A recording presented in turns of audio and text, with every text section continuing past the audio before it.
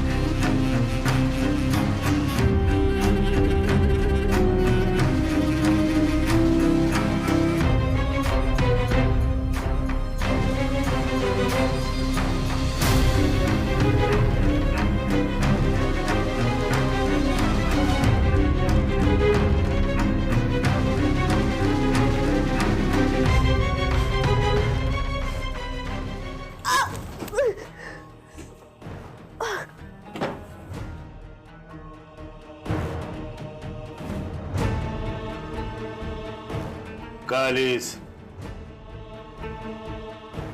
तुमची चौकशी करायला. कसे आहात बाबा?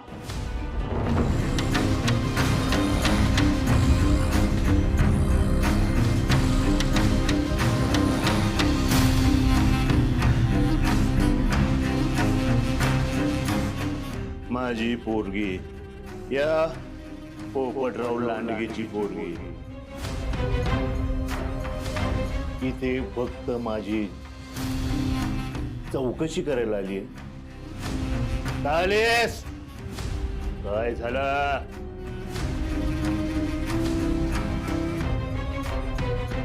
तुम्हाला सांगितलं होतं ना या घराच्या बाहेर पडायचं नाही म्हणून. तरी त्या दिग्रसकरांच्या वाड्याजवळ जाण्याचा का प्रयत्न केला? आपली वेळ जोपर्यंत येत नाही तोपर्यंत हे घर सोडून जायचं नाही हे ठरलं होतं ना आपलं. का गेलात मग तुम्ही तिथे? का जाऊ नको? का जाऊ नको? ज्या गावात आमच्या नजरेला नजर भिडवायची कोणाची अवकाश नव्हती, त्याच गावामध्ये त्याच गाववाल्यांसमोर आम्हाला इथे लपून चोरून राहावं लागतंय. सुडाच्या आगेने ना लाई लाई होते आमची. या पोपटरावच्या 3 पिढ्यांनी सलग राज्य केलं या गावावर. आमचं राज्य खालसं केलं त्या वेंकू महाराजाच्या कीर्तनानं.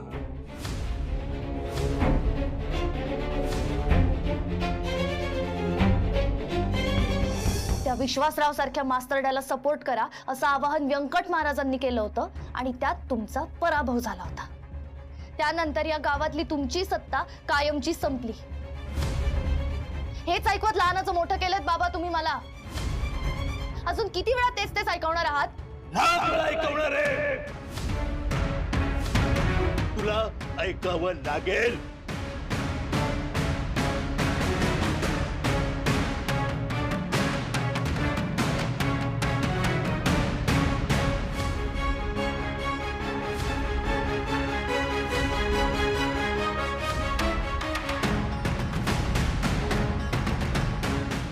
दिग्रसकरांच्या घराचं पतन पाहिल्याशिवाय मला मरायचं नाहीये. मला नाही मरायचं श्रीकला. बाबा बाबा बाबा तुम्ही शांत व्हा बरं. द्या इकडे. शांत व्हा बाबा. ऐका माझं. तुम्ही नाही मरणार. मरणार ते. दिग्रसकरांची वाट लावणारा नेता, आपल्या खानदानाला नेस्तनाबूत करणाऱ्या त्या दिग्रसकरांना संपवल्याशिवाय तुमची मुलगी शांत बसणार नाही.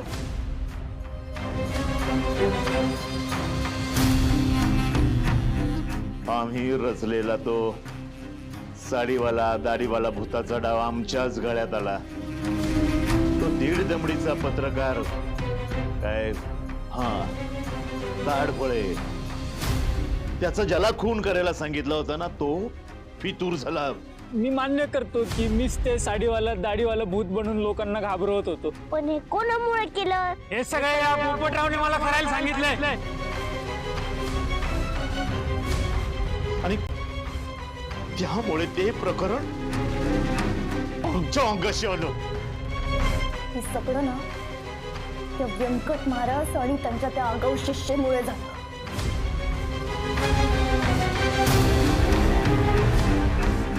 एकूण एक गोष्ट आठवते बाबा मला, काहीच विसरले नाही. यानेच त्या पत्रकाराला मारलंय. याचे सगळे काळे धंदे त्याला कळले होते. हे पोपटराव आहेत ना? हे त्या पत्रकाराला मारत होते. धन गेलं, सत्ता गेली, 3 पिढ्यांनी कमवलेलं नाव सुद्धा माती मोल झालं. काही उरलं नाही माझ्याकडे. काही उरलं नाही माझ्याकडे. आणखी त्रास करून घेऊ नका बाबा, प्लीज प्लीज प्लीज प्लीज.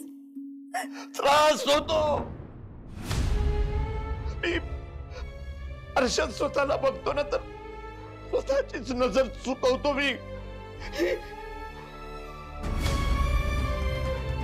ही खळबळती जखम रोज जळते आत्मतापाच्या आगीत.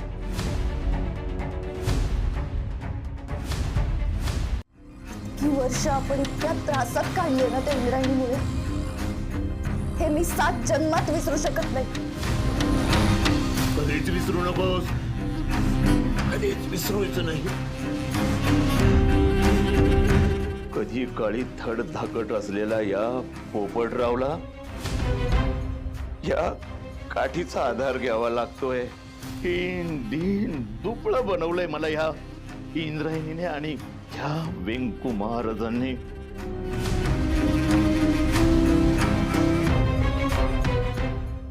मला माहितीये तुमचा खूप संताप होतोय, पण हा संताप मनात दाबून ठेवायचा. तोपर्यंत दाबून ठेवायचा जोपर्यंत त्याचा स्फोट होत नाही आणि त्या स्फोटात त्या दिग्रसकरांची राख होत नाही.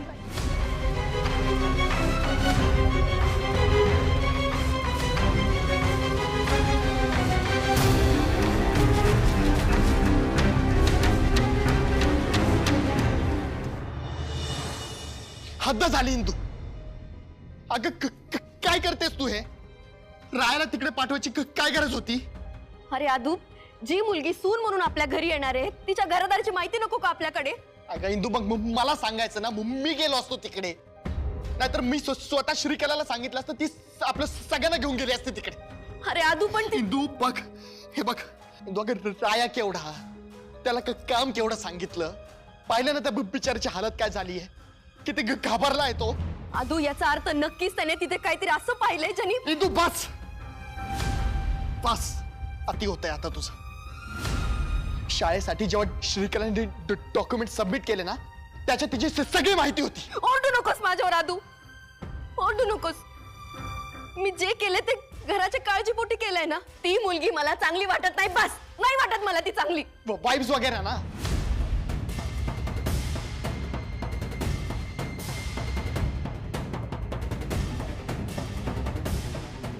आदू, अरे मी खरंच सांगतेय, मला ती घरात आली ना, मी अस्वस्थ होते, मला त्रास व्हायला लागतो. आणि त्या दिवशी साप असं तिच्याकडे. हो इंदू, हो हो, या घरात ना फक्त तुला एकटीलाच बुद्धी, बाकी व्यंकू काका, शकुंतला काकी यांना कोणालाच काही समजत नाही. तसं नाही रे आदू. मी इंदू ऐक, श्रीकला कोपा दादाची होणारी बायको आणि या घराची होणारी मोठी सून, ही गोष्ट तुला मान्य करावीच लागेल. प्लीज श्रीकला बद्दलचा तुझा हा ऍटिट्यूड ना तू बदलायलाच पाहिजे. मी ऍटिट्यूड बदलायचा आहे अदू? हो इंदू, हो हो इंदू, तू श्रीकला बद्दलचा हा ऍटिट्यूड बदलायलाच पाहिजे, नाहीतर आपलं राहणं कठीण होऊन जाईल इथे. अदू अदू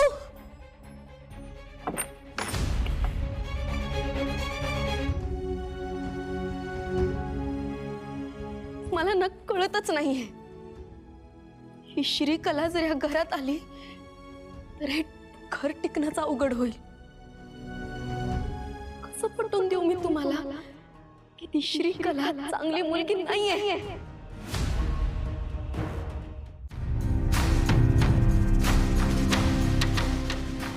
बाबा,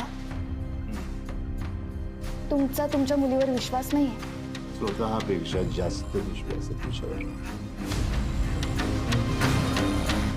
मग चोरून लपून छपून त्या दिग्रसकरांच्या वाड्याजवळ जाण्याचा का प्रयत्न केलात? तुम्हाला कोणी पाहिलं असतं तर? आम्हाला बघायचं होतं आमचे परम शत्रू किती मोठे झाले ते, हे पाहायला गेलो होतो आम्ही. कोणाला पाहायचंय तुम्हाला? हा, मी दाखवते. हे बघा, हा अधोक्षज दिग्रसकर, म्हणजेच अंताजी आणि त्या मोठ्या बाईचा मुलगा. हा आता गावचा सरपंच आहे, स्वतःच्याच भावाला हरवलं. हा गोपाळ, म्हणजेच व्यंकट महाराजांचा डॉक्टर मुलगा. याच्याशी माझं लग्न होणार.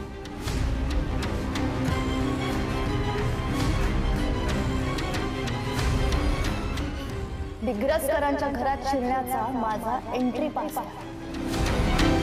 माझ्या प्रेमात फार फार वेडा आहे तो, इतका वेडा की तो माझ्यासाठी स्वतःच्या घरच्यांच्याही विरोधात जायला कमी करणार नाही.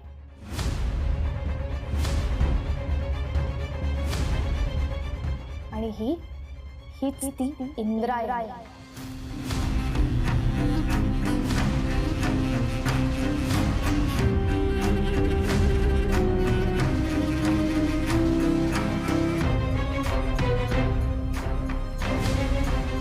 काय तर म्हणे गावासाठी घरासाठी खूप धावपळ करते, खूप मेहनत घेते.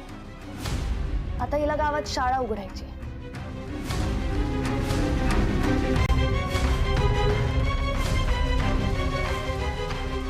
यांनीच तुमच्या विरुद्ध कट रचून आपल्याला उद्ध्वस्त केलं ना बाबा.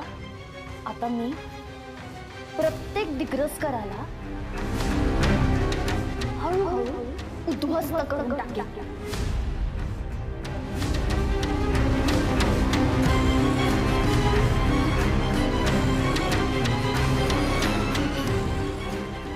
हळूहळू का, हळूहळू का? इंद्रायणी मेने तिचा कट काढून टाक.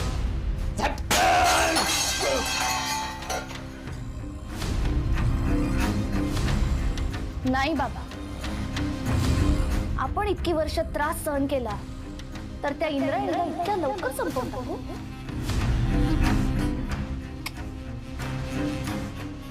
नाही, मी तिला कणाकणाने मारणार. आधी तिच्या घरावर आणि मग तिच्या जवळच्या माणसांवर हल्ला करणार.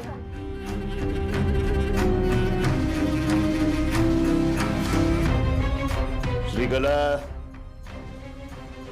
त्यांच्यावर अशी वेळ आणला तू. या दिग्रसकर खानदान नाग घासत आमच्याकडे मरणाची भीक मागत आलं पाहिजे. तसंच होईल बाबा, मी वचन देते.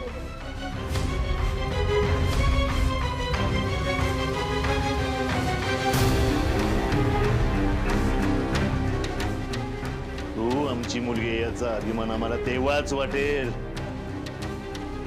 जेव्हा तू दिग्रसकरांना बरबाद करशील.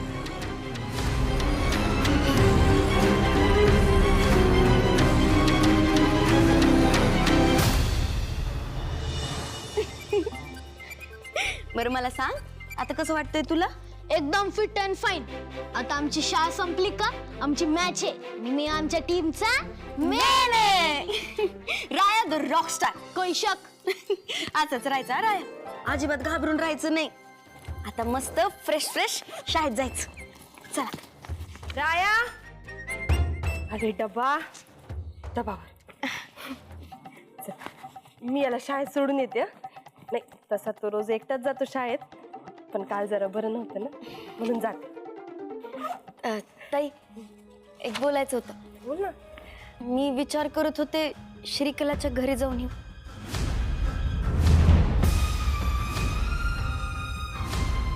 म्हणजे ती एकटी असेल ना, लग्नाची तयारी सगळी एकटीच करत असेल. म्हणलं जरा जाऊन यावं, तिला पण जरा मदत होईल ना. वा, चांगली की आयडिया. आपण दोघी पण जाऊ. आजच जाऊ. राया, तुम्ही येणार का? नाही नाही, मी नाही येणार. माझी मॅच आहे, मी नाही येणार. काय विचित्र मुलगा आहे का हा? राया थांब थांब, मी येते. मी आलेच. राया जरा थांब.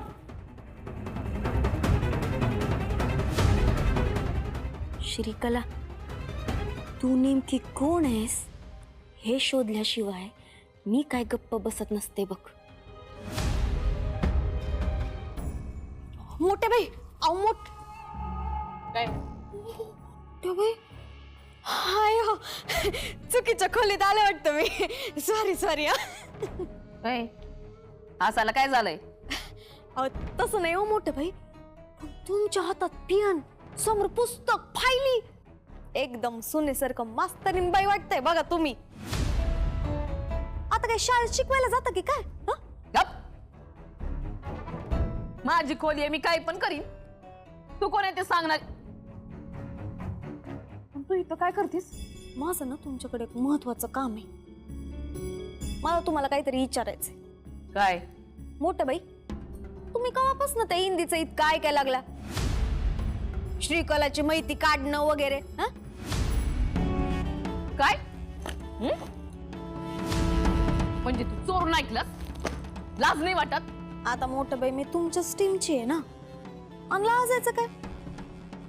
जिथं आपला फायदा तिथं आपण. पण मोठ्या बाई, तुम्ही त्या हिंदीचा अजिबात ऐकू नका. अहो ती लय चालू आहे. ती तुमच्या खांद्यावर बंदूक ठेवून त्या श्रीकलाला उडवायचं बघती. कधी हळूहळू ती बंदूक तुमच्याच कानाच्या इथं लावेल आणि मग बूम! होय, हे असलं फालतू काहीतरी बोलशील ना तर तुलाच गोळीनं उडवी. माझ्या कानशिलावरती बंदूक ठेवून मला उडवणारा अजून जन्माला यायचा आहे. निघ निघ.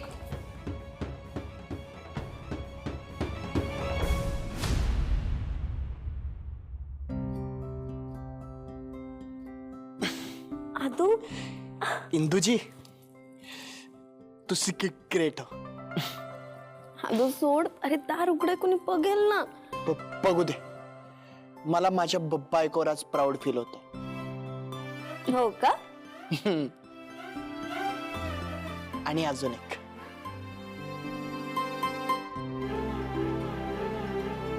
इंदू, थँक्यू आणि सॉरी. थँक्यू कशाला?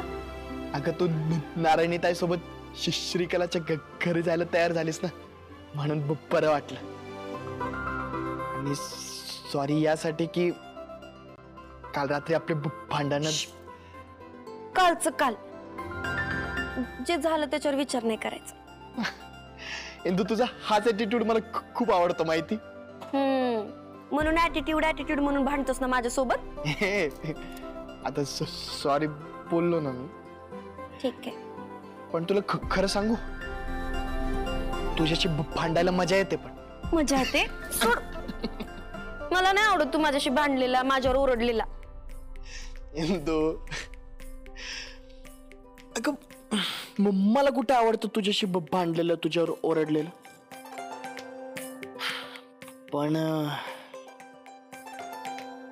पण काय?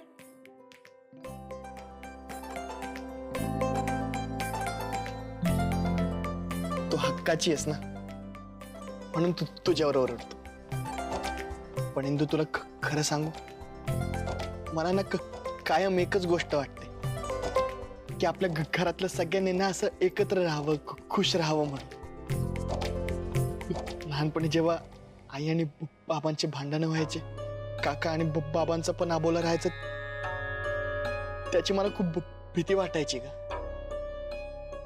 आत्ता पण आई तुझ्यावर ओरडते, तुला नाही नाही ते बोलते, त्या सगळ्याच गोष्टीची मला खूप भीती वाटते ग. असं घाबरल्यासारखं होतं मला ना. या घरात आपल्या घरात असे भांडणं नकोच वाटतं.